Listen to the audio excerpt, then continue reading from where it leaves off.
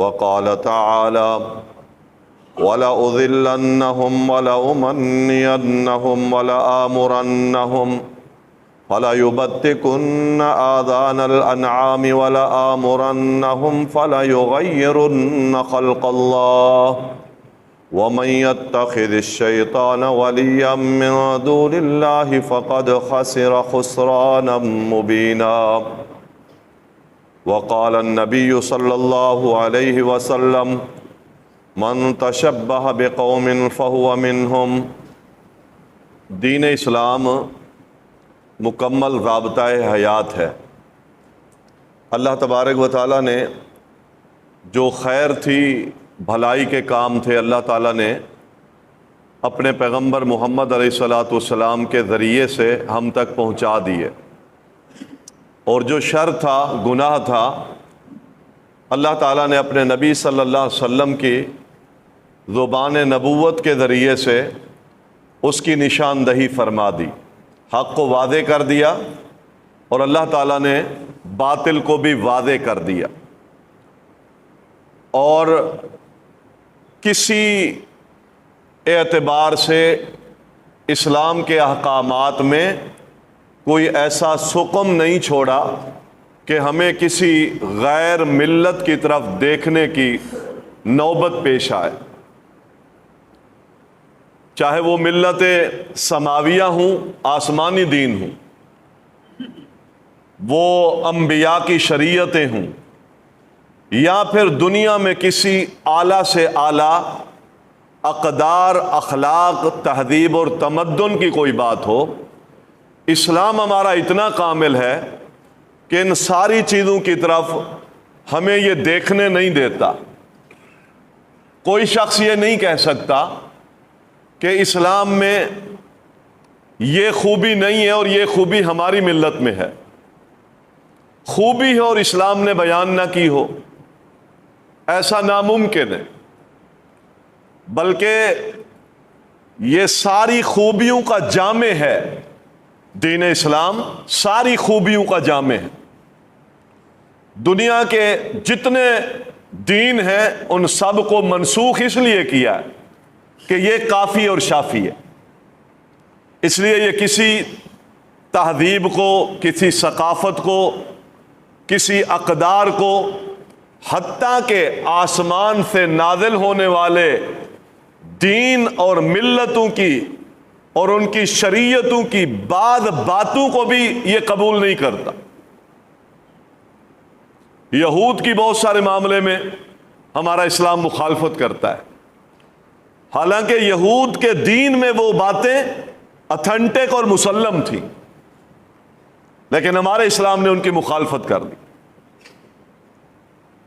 اسی طرح عیسائیت کے اندر بہت ساری چیزیں ہمارا اسلام اس کی مخالفت کرتا ہے۔ عیسائیت کے روزے کے اوقات کی ہمارا اسلام مخالفت کرتا ہے۔ یہودی داڑھی رکھتے ہیں لیکن داڑھی کو نہیں رنگتے، اسلام نے کہا تم رنگ لو تاکہ ان کی مخالفت ہو جائے۔ اب وہ بھی ملت سماویہ ہے، آسمان کا دین ہے، تو اتنی اعلیٰ اقدار ہیں اس کی بھی، ان کو بھی رب نے نازل کیا ہے۔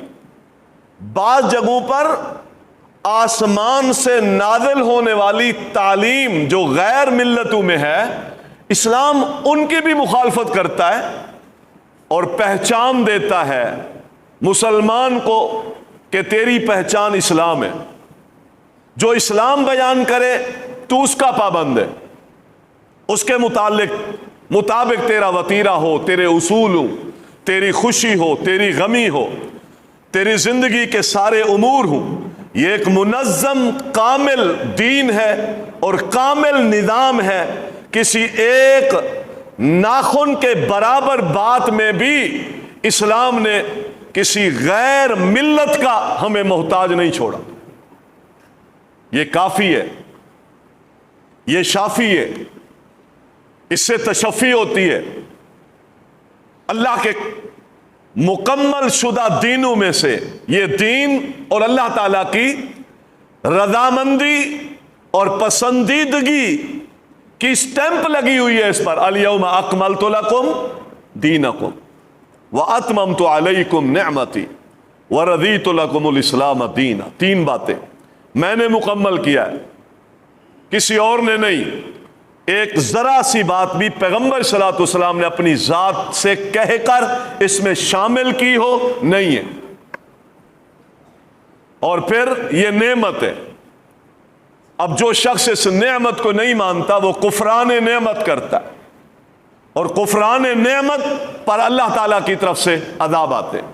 तो जो शख्स दीन को काफी और शाफी अपने जिंदगी के निज़ामों के लिए नहीं समझता, फिर वो किसी और की खुशनुदी चाहता है, या अपनी तरक्की चाहता है, या अपने हालात को संवारना चाहता है, या फिर दुनिया के अंदर अपने मुआशरे का स्टेटस किसी और निज़ामों से ऊंचा करना चाहता है, तो रुसवाई तो मुकद्दर हो सकता है, उसकी चाहत के मुताबिक उसके निज़ाम नहीं बनता। रसूलुल्लाह सल्लल्लाहु अलैहि वसल्लम की एक हदीस है, वजुइलतिज़्ज़िल्लतु वस्सिगारु अला मन खालफ अमरी। जो शख्स मेरे बताए हुए फैसलों के खिलाफ अपने फैसले करेगा, अपनी मनमानी करेगा मेरे हुक्म के खिलाफ, तो अल्लाह ताला ने मुकद्दर कर दिया है उसके लिए जिल्लत को और सिगार। सिगार असल में कहते हैं हकारत को। दुनिया में बेवजन हो जाएगा, हकीर हो जाएगा, रुसवा हो जाएगा। जो मेरे अमर को दुनिया में अपनी जात पर लागू नहीं करेगा, उसके लिए खालफा अमरी, मैंने एक हुक्म दिया और उसके मुकाबले में इसने मुखालफत में एक काम किया, जिल्लत रुसवाई इसके गले में डाल दी जाएगी। और फिर उसी हदीस में आपने फरमाया मन तशब्बह बिकौमिन फहुव मिनहुम। जो शख्स, जो कौम जिसकी मुशाबहत इख्तियार करता है वो उन्हीं में से है। दुनिया में जैसी कौम है, जिस तरह की उसकी तहजीब है, ज़हरी तौर पर उसके जितने भी अक़दार अच्छे हैं, अल्लाह ताला क़यामत के दिन उनकी नक्काली करने पर इसको उसी कौम में खड़ा करे, ये उसी में से। ये कुदवाए सय्यआ है, कुदवाए हसना नहीं है। याद रखें, इक्तिदा करना, किसी की पैरवी करना, किसी के पीछे चलना, किसी की नकल उतारना, जितना भी कोई कौम अच्छी है आप उसकी नकल नहीं उतार सकते। आप जिसकी नकल उतारेंगे, उस नकल उतारने पर दीन से, कुरान और सुन्नत से, अल्लाह के फरमान से, नबी के अमर से दलील होगी तो यह नकल उतारना आपके लिए जायज़ है। यह कुदवाए हसना कहलाता है। और अगर कुरान और सुन्नत से किसी भी मामले में दलील मौजूद नहीं है, वो अकीदा है, वो आमाल है, वो इबादात हैं, वो रियादात हैं, या फिर वो अखलाक है, वो आदाब है, मईशत और मुआशरत है, किसी भी मामले में पैगंबर के अमर की दलील अगर आपके पास नहीं है, आप किसी और कौम की नक्काली करते हैं, अल्लाह के पैगंबर फरमाते हैं क़यामत के दिन अल्लाह उसी कौम के मजमे में इसको खड़ा करेगा। ये उन्हीं में से होगा, ये नहीं कर सकता नकाली। इस्लाम ने कोई सुकम नहीं छोड़ा मुसलमानों को। मदीने में आए रसूलुल्लाह सल्लल्लाहु अलैहि वसल्लम, मदीने के लोग क्या करते थे? मदीने के लोग 2 दिन मनाते थे, नौरोज और महरजान, 2 दिन थे इनके। ये मौसम बरसात में, 9 रोज का माना नया दिन, जैसे हम न्यू ईयर मनाते हैं ना, इसी तरह ये नया साल मनाते थे। मुबारकें देना, पटाखे फोड़ना, खेल कूद करना, मस्तियां करना, ये इस तरह का काम करते थे, हल्ला गुल्ला करते थे। इस्लाम ने मुसलमानों की ज़हर है, एक फितरत है, इस तरह के जब हालात हों तो इंसान फितरती तौर पर इस तरह की चीज़ों की तरफ जाता है। तो अल्लाह के नबी ने फरमाया मुसलमानों, इन्नल्लाह युबद्दिलु लकुम, अल्लाह ताला ने तुम्हारे लिए इन 2 दिनों के बदले में 2 दिन तुम्हें और दे दिए। कौन से दिन दे दिए? यौमुल अज़हा व यौमुल फित्र। اب تمہیں اس کی ضرورت نہیں ہے، اب تم دن مناؤ، لیکن یہ منانے کے لیے فیصلہ کس کا چاہیے؟ اللہ اور اس کے رسول۔ اللہ نے دے دیے۔ اب یوم الاضحیٰ کو پہلے بیان کیا، بڑی عید، اور یوم الفطر چھوٹی عید، اور اس کے طریقے بتائے کیا کرنا ہے، یوم الاضحیٰ کیسے منانی ہے۔ مسلمانوں کو ایک سنجیدہ فنکشن دیا ہے کہ یہ مناؤ، تکبیریں پڑھتے ہوئے جاؤ، میدان میں جاؤ، واپسی پہ پلٹو، ایک دوسرے کو برکت کی دعائیں دو، اللہ کے راستے میں جانور ذبح کرو، مسکین کو کھانا کھلاؤ، یوم تشکر ہے، یوم تکبیر ہے، اور یوم الزینہ ہے، اچھے کپڑے پہنو، خوشبوئیں لگاؤ، خطبہ سنو، یہ تمہارا بہترین دن ہے۔ اب اللہ تعالیٰ نے اس دن پر کاٹا پھیر دیا، دونوں دنوں پر اللہ نے بدل دیا ہے، وہ دن ان کے ہیں، یہ دن تمہارے ہیں، چھوڑا کہیں۔ یہ الگ بات ہے کہ جہاں جہاں بھی اصل میں بد عملوں نے اللہ تعالیٰ کے دین کا بڑی گہرائی سے مطالعہ کیا، بڑی گہرائی سے۔ آپ کہیں گے بد عمل اور دین کا مطالعہ؟ ہاں، شیطان بڑی تحقیقیں کرواتا ہے کہ مسلمان غور کر، کہاں کہاں تیرے نبی نے کس ثقافت سے، کس عمل سے، کس کیفیت سے منع کیا ہے، پھر وہ لاگو کر، معاشرے میں لانچ کر، تاکہ اسلام کی صحیح طریقے سے مخالفت ہو۔ وہ دن ہمیں دیے تھے، ہم نے کہا نہیں، ہم تو وہی منائیں گے۔ نئے سال میں ہمارے معاشرے میں کیا ہو رہا ہوتا ہے، اور اس کو اسلامی تاریخ کا پتہ نہیں ہوتا، اسلامی تاریخ کا ہمیں نہیں پتہ ہوتا۔ اسلامی تاریخ میں جب مسلمان روزے رکھتے تھے، ایام البیس کے روزے، پتہ ہی نہیں ہے ہمیں، ہمارے معاشرے میں تو یہ پتہ نہیں ایام البیس کس کو کہتے ہیں، یہ نہیں پتہ ہوتا، اسلامی تاریخ کا نہیں پتہ۔ حال بتا، نئے سال کے شروع میں آپ دیکھ لیں کہ ہمارے معاشرے میں کیا ہوتا ہے۔ ہم نے گہرائی سے مطالعہ کیا کہ اسلام کی مخالفت کہاں ہوتی ہے، جبکہ اسلام نے غیر ملتوں کی اچھی باتوں کی بھی مخالفت کی، جبکہ ہم نے غیر ملتوں کی بری باتوں کو بھی اپنے معاشرے میں اور زندگی کے نظاموں کا حصہ بنایا۔ ہماری اسلام کی مخالفت کی حالتیں دیکھیں۔ روزہ رکھ رہے ہیں 10 کو، آپ نے فرمایا میں 9 کو رکھوں گا۔ وہ لیٹ روزہ کھولتے ہیں، آپ نے فرمایا میں جلدی کھولتا ہوں۔ سورج غروب ہوا، روزہ کھول دیا۔ ہم ستاروں کے نکلنے کا انتظار نہیں کرتے۔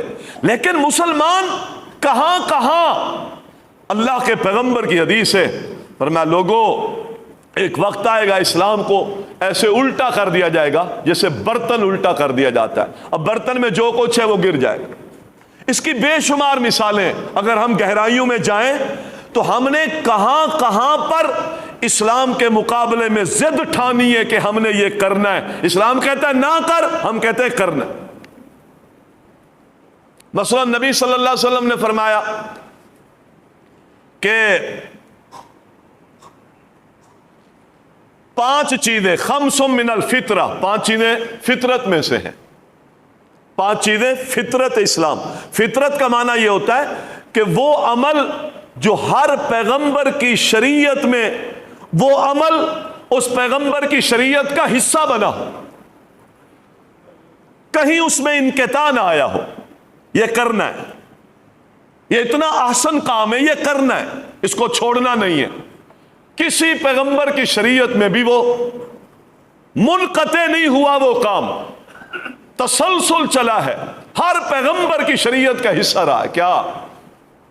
الاستحداد، استحداد، زیر ناف بال کاٹنا، صفائی ستھرائی، قص الشوارب، مونچھوں کو چھوٹا کرنا، وإعفاء اللحى، اور داڑھی کو معاف کرنا۔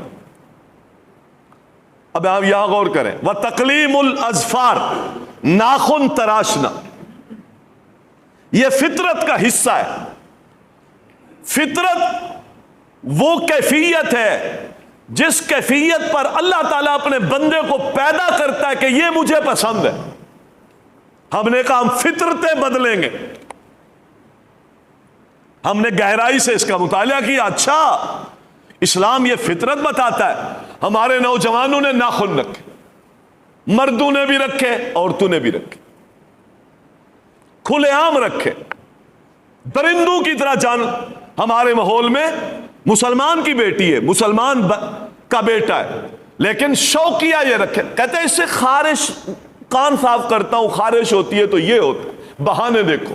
اسلام نے کیا، شیطان نے کیا کیا گر سکھائے؟ وہ چیز جس کا تراشنا فطرت تھا، اس نے اپنے بدن کی زینت سمجھ کر اس کو رکھا۔ گہرا مطالعہ ہے۔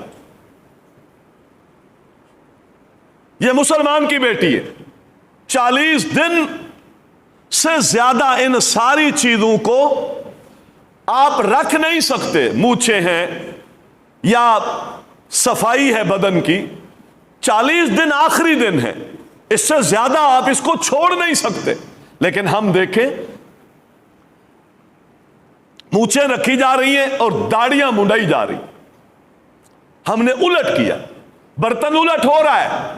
یہ جو نئے نئے ماحول آ رہے ہیں نا، یہ کوئی بعید العقل نہیں ہے، یہ اچانک رات کو تبدیلیاں نہیں آتی، ہم بہت چھوٹے پیمانے سے چلے ہیں، اور ان چیزوں کو جو ہلاک کر دینے والے گناہ ہیں ان کو ہم نے بال سے باریک سمجھا، اس کو لیا ہے ہم نے۔ آج ہم اس نوبت تک پہنچے ہیں کہ گناہوں کو، جرائم کو، انبیاء کی بعض قومیں جن گناہوں کی وجہ سے الٹی مار دی گئی تھیں، آج ان گناہوں کو قانونی حیثیت دے کر ہم اپنے ملکوں میں قانون بنا کر نافذ کر رہے ہیں۔ تو ہم بہت پہلے سے چلے تھے اس قافلے میں، کوئی آج یہ قافلہ نہیں نکلا، ہم غیر محسوس طریقے سے اس راہ پر بہت پہلے سے چل رہے ہیں۔ یہ بیماری آج پارلیمنٹ میں یا آئین میں یا قانون میں جو پہنچی ہے، یہ ہمارے گھروں سے چلی ہے، اور ہے یہ مخالفتیں کھلم کھلا ہے۔ ناخن رکھے جا رہے ہیں، مونچھیں بڑھائی جا رہی ہیں، داڑیاں منڈائی جا رہی ہیں، اور ستم یہ ہے کہ محمد کی اس سنت کے ساتھ اب تو یورپ میں پلنے والے کتوں کی تشبیہ کے ساتھ اس داڑھی کو کاٹا جا رہا ہے۔ نعوذ باللہ من ذالک۔ ڈیزائن بنتے، بے حرمتی، جرائم کرنا اور جرائم پر بضد ہونا اور جرائم کر کے شوخیاں مارنا، اس کے بعد کوئی ایسی سچویشن ہوتی نہیں ہے کہ اللہ کا عذاب ٹل جائے۔ ایک ہے جرم کرنا، ایک ہے جرم کرنے کے بعد ہٹ درمی دکھانا، اس جرم کو قانونی شکل دینا، اور جرم کرنے کے بعد پھر اس جرائم پر شوخیاں مارنا، پھر کوئی شکل نہیں بچتی کہ اللہ کے عذاب کو روکنے والی ہو کوئی۔ ہم یہ شوخیاں مار، جو چیزیں فطرت میں تھی آج آپ دیکھیں اس کے ساتھ یہ ہمارے گھروں میں ہوتا ہے، ہماری شادی بیاہوں میں ہوتا ہے، ہماری بہن بیٹیوں میں ہوتا ہے، ہمارے نوجوانوں میں ہے کہ داڑیاں مونڈو، مونچھیں رکھو۔ اللہ کا پیغمبر فرمائے یہ فطرت ہے، اس کو معاف کرو، اس کو چھوڑو۔ یہ کسی پیغمبر کی شریعت میں اس میں انقطاع نہیں آیا۔ یہ کہتا ہے میں منڈاؤں گا۔ اب بتائیں اسلام الٹ ہوا کہ نہیں ہوا؟ نہا رسول اللہ صلی اللہ علیہ وسلم عن القذع، آپ نے فرمایا، آپ نے قذ سے منع فرمایا۔ قذ کیا ہے؟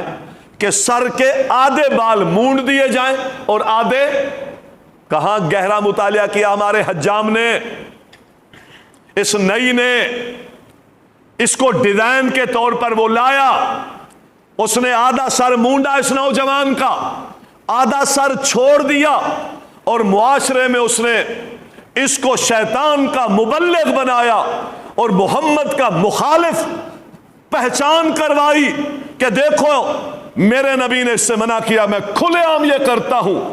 آدھا سر مونڈا ہے، آدھا بچایا ہے۔ اللہ کے پیغمبر نے منع کیا تھا، یہ بڑی گہرائی سے نکال کے لایا۔ یہ بیماری اب دیکھو اچانک یہ نکلی ہے، اور ہمارا نوجوان کیا کر رہا ہے؟ کیا کر رہا ہے؟ اس نوجوان نے اپنی خلقت کے اندر تبدیلی کو خود بخود اس کا احساس پیدا کر کے ایک قدم اٹھایا ہے، اب ہم رو رہے ہیں کہ یہ قانون بن رہے ہیں۔ کیا قانون بن رہا ہے؟ ٹرانسجینڈر جینڈر قانون بن رہا ہے، جنسیت کو تبدیل کرانے کا۔ آڑ لی جا رہی ہے کس کی؟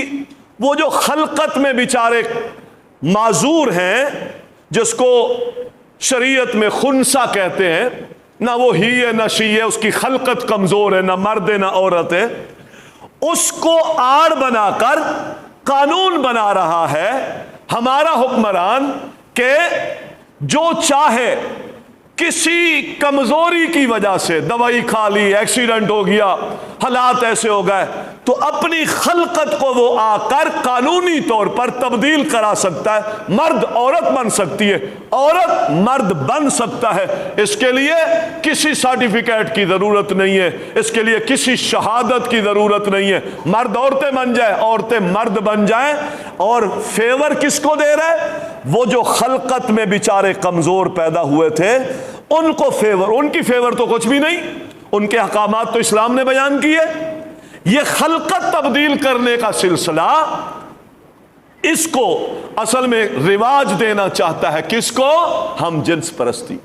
مرد عورت بنے، عورت مرد بنے، پھر آپس میں ان کا اختلاط ہو، اور پھر یہ آپس میں ہم جنس پرستی کے ساتھ اپنی خواہشوں کو پورا کریں، معاشرے میں بے حیائی پھیلے، کسی کی پہچان نہ رہے یہ مرد ہے، کسی کی پہچان نہ رہے یہ عورت ہے، کوئی مر جائے تو اس کی وراثت کے حوالے سے ابہام پیدا ہو جائے، مرد بن کے وراثت لے گا، عورت بن کے وراثت لے گا، یہ عورت بن کے، عورت تھی مرد بن کے کہاں جا رہا ہے؟ مردوں میں جا رہا ہے۔ یاد رکھیں، تھی عورت مرد بن گئی کاغذات میں تو کہاں جا سکتی ہے؟ اب مرد لگتا ہے تو مردوں میں جائے، تو جب مردوں میں جائے گا حقیقت میں کیا ہے؟ عورت ہے۔ اسی طرح مرد عورت بن جائے کاغذات میں، اور جب عورت بن گیا تو عورتوں میں جائے تو اس کو کوئی منع؟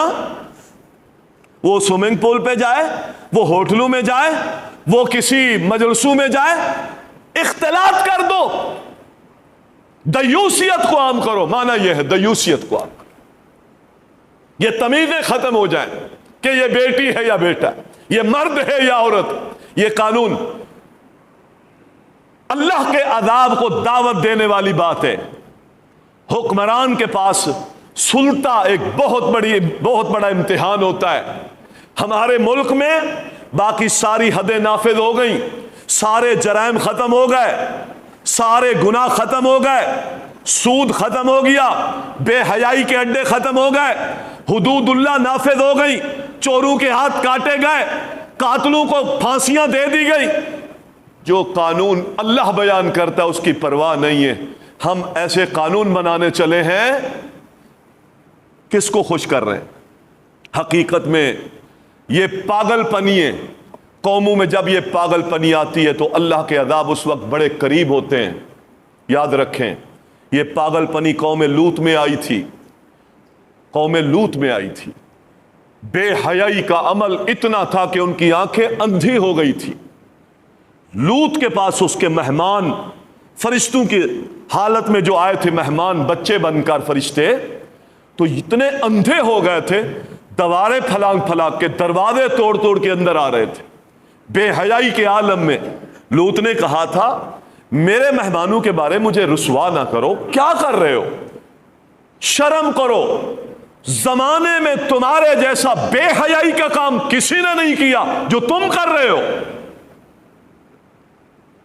کہنے لگے اناس یتطہرون، اور بڑا پاکیزہ بنتا ہے، ہم تجھے اپنی بستی سے نکال دیں گے۔ اس نے کہا جاؤ، اپنی خواہشوں کی تکمیل کے لیے اللہ نے ایک جائز طریقہ، میری امت کی بیٹیاں موجود ہیں، نکاح کرو، نکاح کرو۔ اللہ تعالیٰ نے کیا سزائیں دی؟ فَجَعَلْنَا عَالِيَهَا سَافِلَهَا وَأَمْطَرْنَا عَلَيْهِمْ حِجَارَةً مِّن سِجِّيلٍ مَّنضُودٍ۔ اللہ کہتے ہیں جب اس بغاوت پر آ گئے، آنکھیں بند ہو گئی، اندھے ہو گئے، دل کے اندھے، آنکھوں کے اندھے، بے حیائی اور گناہ یہ یہیں سے چلے تھے۔ محترم بھائیوں، آج ہم رو رہے ہیں، इस्लामी तंजीमें, उलमा, खैर खा इस्लाम के बड़े एहतजाज कर रहे हैं और आवाम को वो खबर नहीं है। बात चली कहां से थी? इसी नाखून रखने से चली थी, इसी कड़े पहनने से चली थी, इसी कद से चली थी, इस बेटे को बाली पहनाने से चली थी, बेटी को ये पैंट शर्ट चढ़ाने से चली थी। माहौल हमने दिया था, फिर आगे ये कौमें बड़ी, नस्लें बड़ी, तो रंग तो वही थे, हमारे अंदर से निकल कर ये वज़रा मुशरा बने थे। ये हमने अपनी आंखों से बेहयाई जब बंदा देखता रहता है तो फिर याद रखे, बेहयाई को देखकर घरों में भी फिर इंसान को गैरत नहीं आती, चूंकि वो रच बच जाती है। ये वही गुनाह थे जिनको हम बाल के बराबर समझते रहे, आज उसकी ये शक्लें साबित हो रही हैं और ये अल्लाह ताला के अज़ाब की वईदें और उसकी शक्लें आज हमें नजर आ रही हैं। हम इस हद तक पहुंच गए, इस ढिठाई तक, कि ये गुनाह आज कानूनी शक्ल ले रहे हैं और उसमें मफाद है, बहुत सारे मफाद हैं। दुनिया कुफ्र को खुश करना है और वो अपने एजेंडे पर यहूद व नसारा जो काम कर रहे हैं, आज उस एजेंडे पर काम करके हमारे इस्लाम ने हमें क्या दिया था? हमारे इस्लाम ने तो जो जो पहलू हमें दिए थे, अल्लाह अकबर। नबी सल्लल्लाहु अलैहि वसल्लम के बारे सैयद अली रज़ी अल्लाह तआला अन्हु फरमाते, सही मुस्लिम की हदीस है, अल्लाह के नबी ने मुझे मना किया कि मैं अंगूठी अपने हाथ की फला फला उंगली में पहनूं, व अशारा इलल वुस्ता व सबाबा, और सैयदना अली ने दो उंगलियां ऐसे की, पर मैं, मेरे मोहम्मद मुस्तफ़ा ने मुझे मना किया कि मैं इस उंगली में अंगूठी पहनूं और इस उंगली में अंगूठी पहनूं। मोहम्मद मुस्तफ़ा ने मना की। क्या बात सिखाई अल्लाह के पैगंबर ने, क्या बात सिखाई? हम क्या क्या पहन लेते हैं। सैयदना अली बता क्या रहे हैं? इस उंगली में और इस उंगली में नबी ने अंगूठी पहनने से मर्द को मना किया। ये उंगलियां औरतों के लिए आम है, जहां चाहे जहां ये जेवर पहन ले, लेकिन मर्द के लिए इस दरमियानी उंगली में और इस उंगली में अल्लाह के पैगंबर ने मना फरमाया। और आप क्या समझते हैं कि अल्लाह के नबी सल्लल्लाहु अलैहि वसल्लम का एक तरीका हो, एक अमल हो, और उस अमल के हम कोई खिलाफ करें? मैं आज एक हदीस पढ़ा रहा था अबू दाऊद में, काफिला सफर कर रहा है सहाबा का, एक बस्ती से गुजरा, बड़ी मशहूर रिवायत है, बस्ती से गुजरा, उन्होंने उनसे कहा कि हमारी मेहमान नवाजी करो। यह मेहमान नवाजी एक ऐसा अटल कानून था कि काफिरों और गैर मुस्लिमों में भी यह बात ऑथेंटिक थी कि मेहमान नवाजी हक है। उस बस्ती वालों ने कहा नहीं, हम नहीं करते। अब ये खैर की बात थी, रुक गए, खैर की बात थी, रुक गए। वो लोग भूखे रहे, रात को सहाबा थे, भूखे रहे। रात को उस कबीले के सरदार को एक बिच्छू ने काट लिया, बड़ी मशहूर रिवायत। और फिर हदीस में आता है, इलाज करते करते थक गए, उसकी दर्द की शिद्दत खत्म नहीं हो रही थी। गौर करें जरा बात। फिर लपक के आए कहां? इसी काफले वालों के पास। यार तुम्हारे अंदर कोई ऐसा है जो कोई दम झाड़ा करता हो?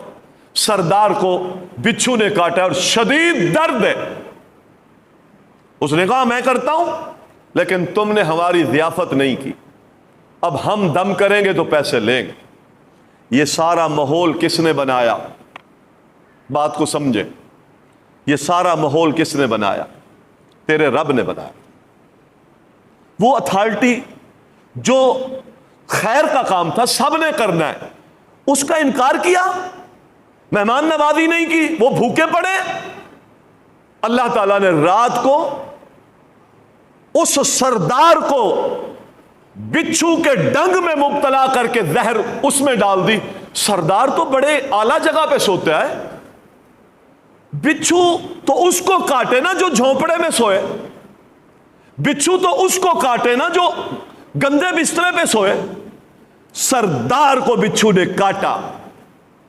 आप गौर करें जरा अल्लाह ताला की हिकमतों पर। हम क्या समझते हैं کوئی شر کا کام کر کے پھر ہم یہ سمجھیں ہمارا معیار بڑا بلند ہے اور اللہ کی طرف سے کوئی آفت نہیں آئے گی، ناممکن۔ وہ تیرا رب سارے سلسلے جوڑ لیتا ہے۔ نہیں حق ادا کیا، بچھو کو حکم دیا کاٹ، اس کو کاٹا اس نے، درد کی شدت اتنی تھی ہر طرف گھومے شفا نہیں ملی۔ اس ضمن پر میں نے آپ کو بہت ساری باتیں سنائی ہیں، شاید بعض دفعہ شفائیں نہیں ملتی، ہم نے کسی کے حق دبائے ہوتے ہیں، یاد رکھیں۔ بعض دفعہ کام ہمارے پھنسے رہتے ہیں اور وہ نکلتے نہیں ہیں، الجھنوں سے ساری زندگی نہیں نکلتے۔ کبھی دیکھا کریں کہ کہیں کوئی شر ہوا ہے، حدیث سے صحیح مسلم کی، پھر کے تھک گئے، کہیں سے شفا نہیں ملی، اور پھر رب نے کہاں لوٹایا؟ ان لوگوں کے پاس لوٹایا جن کا حق چھینا تھا، جن کا حق چھینا تھا۔ رب پھر لوٹاتا ہے بعض دفعہ شرمندہ کرنے کے لیے، اور بعض دفعہ اللہ تعالیٰ توبہ کی توفیقیں دینے کے لیے بھی اپنے گھر پہ لوٹا لیتا ہے۔ جیسے یوسف کے بھائیوں کو لوٹا دیا تھا، بھیک مانگ رہے تھے اسی بھائی سے، اور جس کا حق چھینا تھا اسی بھائی سے کیا مانگ رہے تھے؟ بھیک مانگ رہے تھے۔ وَتَصَدَّقَ عَلَيْنَا، بھوکے مر گئے ہیں، بھوکے رل گئے، لگی تھی نا بیماری، لگی تھی نا زیادتی کے عوض میں بیماریاں۔ ہم آج شریعت کو انڈھیل دے، پاؤں کے نیچے روندے، قانون بنائیں، بڑی گاڑیوں پہ سفر کریں، ہم عالی شان بنگلوں میں رہیں، قوم کے مال و دولت پر پلیں اور اللہ کے دین کے خلاف بغاوتیں کریں، شدید خطرہ رکھے کہ آسمان سے کہیں کھنکھریالے اللہ تعالیٰ کی طرف سے ایسے پتھر نہ برس جائیں جن پتھروں پر تمہارا نام نہ لکھا۔ اللہ سے ڈرنا چاہیے، قانون بنا رہے، کیا حیثیت ہے ہماری۔ اللہ تعالیٰ نے اس طرح وہی آئے، انہوں نے کہا ہم دم کریں گے، لیں گے، پیسے لیں گے۔ پیسے کیا دیے؟ کہا ایک بکریوں کا ریوڑ لیں گے۔ بکریوں کا ریوڑ دیا، اس شخص نے سورت فاتحہ پڑھی، حدیث میں آتا ہے 7 دفعہ سورت فاتحہ پڑھی، ایسے معلوم ہوتا تھا درد کا نام و نشان نہیں۔ اسلام شفا ہے، اسلام شفا ہے، معاشروں کی بیماریاں اسلام سے دور ہوں گی، معیشتیں اسلام سے مضبوط ہوں گی۔ ہم کافروں کی طرف جھانکتے ہیں اور ان کے دسترخوانوں کے ٹکڑے چننے کے لیے ہم اللہ کے دین سے غداریاں کرتے ہیں۔ یاد رکھیں، اس معاشرے کے قیام کا سب سے عظیم، اس معاشرے کی حیات، وہ حیات اسلام کے ساتھ، اسلام کے ساتھ آبیاری جن معاشروں کی ہوتی ہے، وہ معاشرے خوشگوار معاشرے ہوتے ہیں، امن سے لبریز ہوتے ہیں، ان کی معاشرتیں بڑی مضبوط ہوتی ہیں، ان کے معاشروں میں نظام زندگی بڑا پرسکون ہوتا ہے۔ اگر اس سے غداری کی تو کچھ نہیں بچے گا، کچھ نہیں بچے گا۔ یاد رکھیے، محمد علیہ الصلوۃ والسلام کی حدیث سنا رہے کون؟ سیدنا علی رضی اللہ۔ نہیں پہنتا، کتنی سی بات ہے، کتنی سی بات ہے۔ اس بات کو لے کر ہم محترم بھائیوں اپنی وضاحت دیکھیں۔ مرد کا لباس آپ نے فرمایا ٹخنے سے نیچے ہو وہ جہنم میں جائے گا، ہم کہتے نہیں، اس میں عزت کیا ہے، اس میں عظیم بیزتی ہے، ٹخنا ننگا ہے، وہ اچھا نہیں لگتا۔ کیوں نہیں لگتا؟ اس لیے کہ وہ محمد مصطفیٰ کا فرمان ہے، اور جس کو کہا تھا المرأۃ عورۃ، عورت ساری کی ساری سطر ہے، اس کو یہ کہا تھا۔ مرد کو کیا کہا تھا کہ ٹخنا تیرا ننگا ہونا چاہیے، تہمن، پجامہ، تیری پینٹ، یہ شلوار یہ ٹخنے سے اوپر ہونی چاہیے۔ ما اسفل من الکعبین فہو فی النار، وہ جہنم میں جلے گا۔ جو نیچے ہوتا ہے حصہ، ٹخنے سے نیچے جہاں شلوار جائے گی۔ لیکن اس نے کیا کیا؟ اس نے ٹخنے کو ڈھانپ دیا، اور جس کو کہا تھا کہ تو پورا پردہ ہے، اس نے آدھی پنڈلی ننگی کر۔ ہم اسلام کو کہاں ڈھونڈیں، کہاں تلاش کریں؟